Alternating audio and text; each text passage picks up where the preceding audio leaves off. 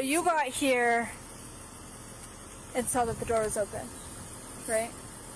And saw her. Me and him, we walked You guys both did. There she is. There's the dog. Yeah.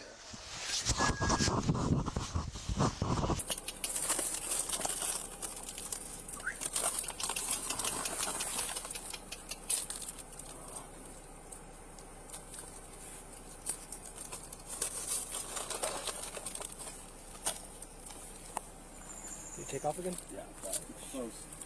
She's hungry.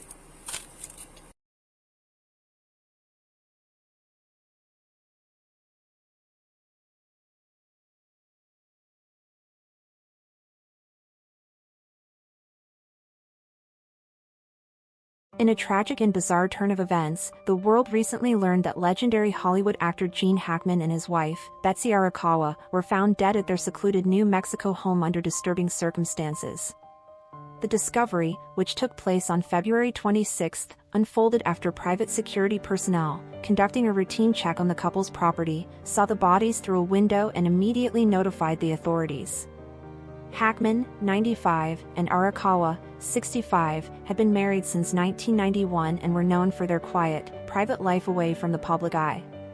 Initial speculation pointed to carbon monoxide poisoning as the possible cause of death, a logical assumption given the silent and often undetectable nature of such incidents.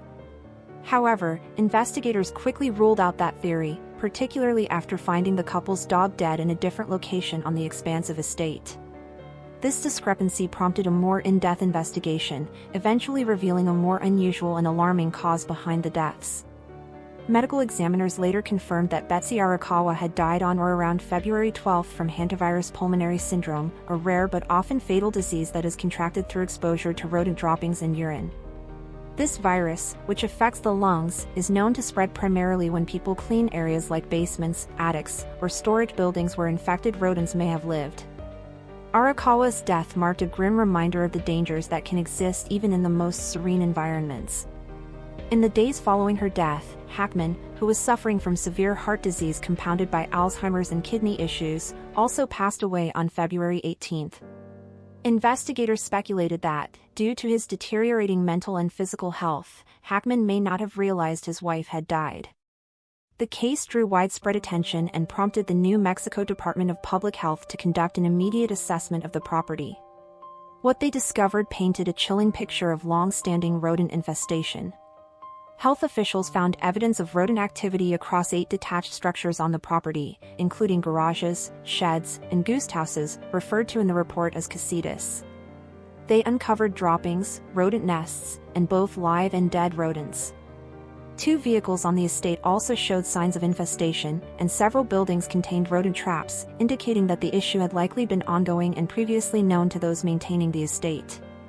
Surprisingly, despite the widespread rodent presence in the outer buildings, the main residence was deemed to be at low risk, with no visible signs of infestation or contamination. This suggested that Arakawa may have contracted the virus through exposure elsewhere on the property, possibly while checking or cleaning one of the outbuildings. The hantavirus is a relatively rare but deadly disease in the United States, with fewer than 50 cases reported annually. By comparison, West Nile virus, another mosquito-borne illness, reports over 2,000 cases per year. The virus was first identified in South Korea in 1978 and has since become a known threat in rural parts of the United States, particularly where rodent populations thrive.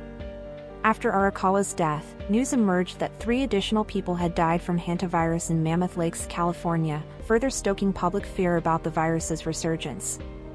The cluster of deaths reignited discussions around pest control and property safety, especially for older individuals who may be less physically capable of managing such health threats. Legal proceedings later brought more attention to the Hackman case. In the weeks after the discovery of the couple's bodies, a New Mexico judge ruled that certain materials from the investigation, including redacted police body camera footage and photographs, could be made public. The decision came after an earlier court order temporarily restricted the release of such information to protect the privacy of the Hackman family. Attorneys representing the couple's estate had argued that both Hackman and Arakawa had deliberately chosen to live their lives away from public scrutiny and that this right to privacy should extend beyond their deaths. They expressed concerns that media coverage and the release of sensitive footage could tarnish the dignity of the deceased and infringe upon the estate's control over their likenesses.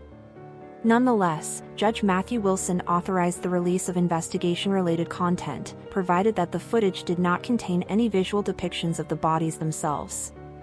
His order emphasized the importance of transparency while maintaining respect for the deceased. Among the released materials was body cam footage showing the initial response by deputies who were called to the home.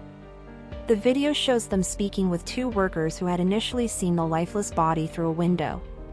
During the conversation, one of the workers noted that something felt off and questioned whether a gas leak might have occurred. However, the deputies quickly determined there were no signs of such a leak, fueling uncertainty and speculation at the time. The situation remained a mystery until medical investigators finally confirmed that Arakawa had died of the hantavirus and that Hackman had succumbed to heart disease shortly thereafter. The sequence of events, while tragic, highlighted the real and sometimes hidden dangers posed by environmental factors such as rodent infestations, especially in isolated or aging properties. The couple's wills added an additional layer of poignancy to the story. Hackman had named Arakawa as his sole heir in a 1995 will. Meanwhile, her will stipulated that if both spouses died within 90 days of each other, their estate would be donated to charity. This final act of generosity underscored the quiet, philanthropic lives the two led outside the limelight. Hackman, known for his iconic roles in films like The French Connection, Unforgiven, and Hoosiers, had retired from acting in 2004 and lived largely out of public view during his final decades. His passing, coupled with the unusual circumstances surrounding it, has left fans and observers alike mourning not only a Hollywood legend but also a somber tale of lives quietly lived and lost in an unexpected way. So cremate the dog, and we'll hold on to the ashes, and then she'll get in contact with you and make arrangements for you to pick those up. Yeah, and if the dog is wearing a collar, could you save that for me? Save the collar? Okay. Okay, she's aware of that. And then okay, great. And Joseph has the other two dogs.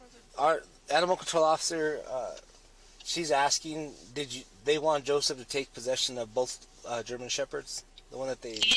Yes, he was going to adopt those dogs. Oh, okay.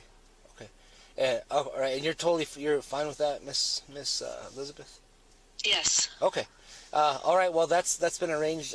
Like I said, I apologize for everything that's going on and to bother you with this stuff, but... Oh, no, this is fine, I'm sure... it's fine. Thank you for watching. If you enjoyed this video, please subscribe and turn on the notification bell for more updates on celebrity deaths and news updates.